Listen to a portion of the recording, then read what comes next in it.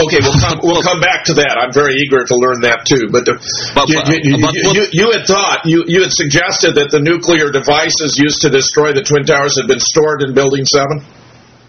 Yes, I think so, because I believe that the demolition scheme of the entire complex was based on the Building 7. So I believe that under the Building 7 there was a special control room where they kept the three nuclear charges. One to demolish the Building 1, the second to demolish Building 2, and the third to demolish the Building 7 itself. And they had the special delivery tunnels, like small tunnels with mini railways, which were leading from the Building 7 underneath of each of the Twin Towers. So, and I believe that the scheme was arranged in that way. And the control room was under the Building 7. To take your second point about fires beneath Building 7 that were long enduring, the evidence I have seen that is supposed to purports to support the idea of these ongoing fires and molten metal beneath the Twin Towers and so forth is not only very sketchy, but some of it is clearly faked. For example, there's a photograph of responders peering into a cavern, and they have exposed skin and so forth, and the cavern is glowing, but presumably they're looking into a cavern of molten metal. But if that were true, the effect would be analogous to putting your face over a tea kettle spout when it starts to whistle. The skin would have been melting off of their bodies, Dimitri, because the temperature would have been around 3,000 degrees Fahrenheit. So that photograph appears to have been clearly faked, and there are others we can talk about, but we also have photographs in the sub-basement of, I guess, the North Tower, where you see workers walking around. There are puddles of water. The water isn't steaming. The workers don't appear to be affected by the heat, which also seems to me to contraindicate the idea of these massive pools of molten metal. And there's an alternative explanation, which Judy Wood, for example, who's a former mechanical engineer from Clemson University, professor of mechanical engineering from Clemson University, has advanced that it's not really steam that we're seeing, but a kind of fuming or misting from the use of some kind of process that brought about the demolecularization of the building, and that it had residual effects. And I want to talk about those too. But how convinced are you that there was molten metal beneath, say, Building 7? I read one article which was published by a New Scientist magazine. I can even give you the link now if you want. Yes. It's www. New Scientist, one word, yes. .com. Yes. /article. Yes. .ns, like Norway, Singapore, !ID equal DN 1634. I forgot the name. It's like end. You know that there is a special sign of end. I forgot the special Latin word for it. It's above digit 7. What is the title of the article? The title of the article is Ground Zero's Fire Still Burning. Ground Zero's Fire Still Burning, and it's in New Scientist at that link. Yeah, you can easily find it. So if you find this article, and it was published on 3rd of December 2001, and if you look, it's not so big article, you can finish it in 1 minute, I think. So the point of this article is that there were underground fires under the Building 7, as well as under the Buildings 1 and 2. And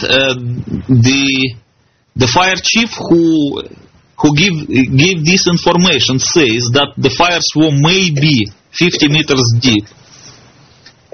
And what is the most important in this article is that the firefighters apparently use the special radioactivity absorbers mixed into their waters to extinguish the fires, which they politely call two powerful ultraviolet absorbers. Okay, but for the people who are capable of reading between the lines, is clear what is this. Is the radioactivity absorbers.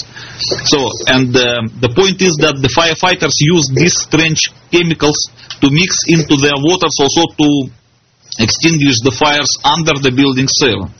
That means that is the proof that the physical nature of the process under the Twin Towers and under the building 7 is the same.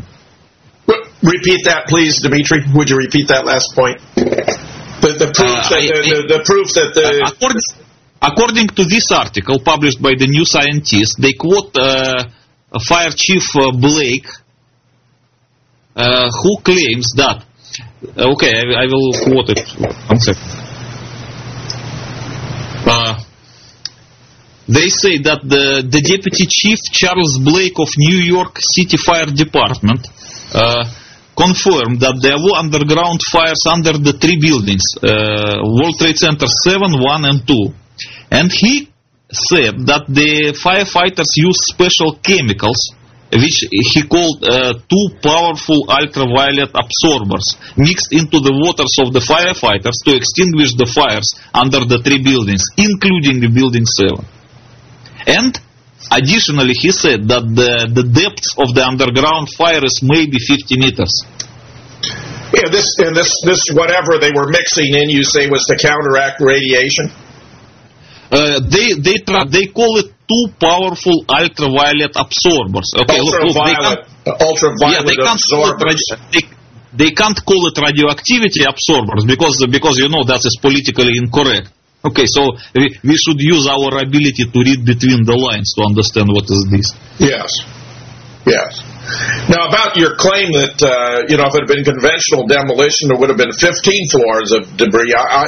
My impression is from, many studies of controlled demolitions that it's more like 12% of the original height of the building that would remain in the debris pile, and 12% of 47 floors is going to be about 5 to 5.5, not 15. So how confident are you in your belief that the debris pile, if it had been a classic controlled demolition, should have been as much as 15 floors, which would be about a third, rather than 12% of the height of the original structure? You see, I'm not a demolition expert, and I'm not a construction engineer. That's why my humble opinion has very little value. I only can use logic. So what I can say that according to that article in New Scientist magazine, now we can see that there were underground fires under the building 7, which were at least 50 meters deep, and which were burning for at least 4 months. So, if it were the ordinary controlled demolition, then there should not be any underground fires, especially that deep. Let me ask you this question: if the mechanisms that were used to destroy the Twin Towers were the same as used to destroy Building 7, how do you account for the fact that Building 7 has already been reconstructed, and yet there's been innumerable problems in getting, rebuilding anything on the site of the North and the South Tower? You're asking me why they already reconstructed the World Trade Center 7 till today, yes? Yes. I don't know. But I think it's not very difficult to rebuild the building, so what they have to do, they have to fill up the remaining cavity. The first they have to wait when the cavities will cool down, which will take a few months. So then they have to remove the remaining radioactive materials from the cavities, apparently. And then they have to fix the cavity by filling it with some, concrete or whatever they use. And after that they can make a new construction. I think it's not so difficult. By the way, there are some thermal maps that show that actually there's an apparent diminution in the hot spots that were originally visible within only a few weeks after 9/11. Yes. I saw that also. Is that consistent with your belief in the ongoing, underground fires? Yes, of course, because that map, it shows at least 3 main spots of the hot temperatures, and one of them coincided with the middle of the World Trade Center 7. Because if the World Trade Center 7 were demolished by ordinary explosive, there will be no hot spot there.